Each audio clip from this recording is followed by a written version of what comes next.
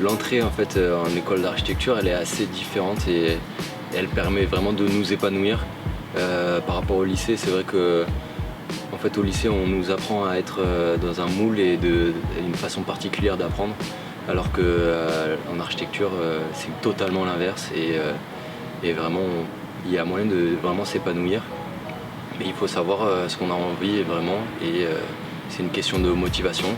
Après, l'architecture, c'est un thème qui regroupe beaucoup d'autres aspects et c'est vrai qu'on a un noyau dur qui est le projet en fait. En fait, on nous donne un programme et on doit créer un projet de A à Z, donc en passant par des plans, des coupes, tout ce qui est maquette aussi. Mais qui va être alimenté par plein d'autres matières, par exemple les cours magistraux en amphi, qui sont vraiment là pour apporter, vraiment pour nourrir ton projet.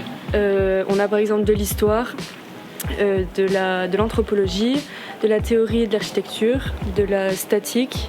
Par exemple, la statique, c'est on apprend à comment construire un projet, toute la structure d'un projet avec des calculs de mécanique.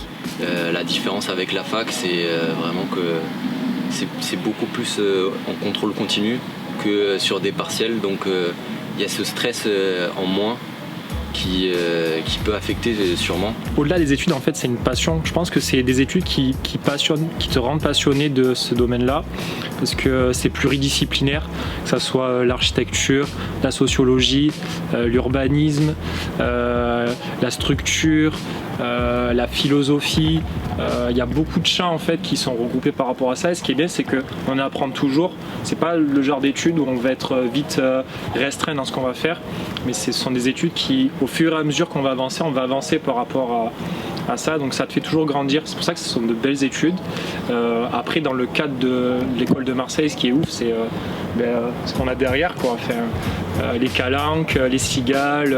Donc il y a déjà des espaces à l'école comme le patio où on peut se retrouver, où on communique ensemble, où on partage sur nos projets.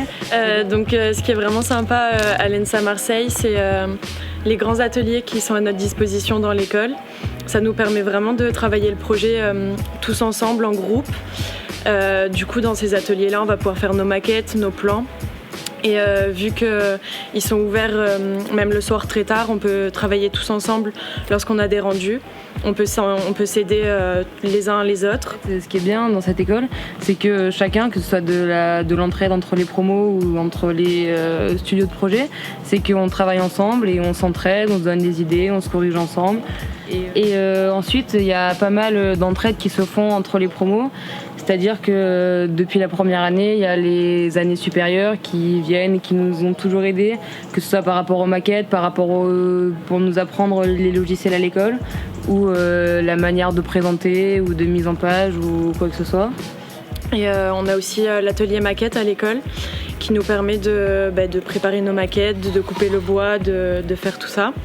Et aussi les salles traceurs qui nous permettent d'imprimer nos rendus, de préparer tout ce qui est pour nos rendus. Donc l'école est vraiment agréable pour ça.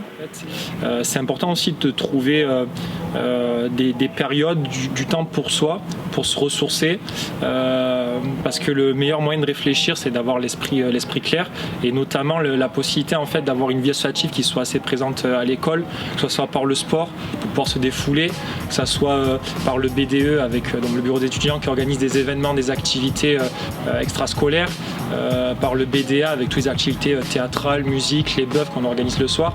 Ça permet aussi de trouver des moments de pause.